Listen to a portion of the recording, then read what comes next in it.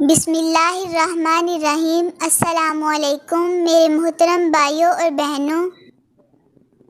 زمین کے خون نہ چوسنے کی کیا وجہ ہے؟ جب قابیل نے حابیل کو قتل کر دیا تو ان کا خون 7 دن تک زمین پر رہ کر زمین کے اندر جذب ہو گیا اور اسے زمین نے پانی کی طرح پی لیا۔ اللہ تعالیٰ نے قابیل سے فرمایا کہ تیرا بھائی حابیل کہاں ہے؟ تو اس نے کہا مجھے نہیں معلوم، میں کوئی نگہبان تھا۔ ارشاد ہوا تیرے بھائی کا خون مجھے پکار رہا ہے۔ قابیل نے کہا اگر میں نے اسے قتل کیا ہے تو اس کا خون کہاں ہے؟ اس کے بعد سے اللہ تعالیٰ نے زمین پر کسی کا خون چوسنا حرام قرار دیا ہے۔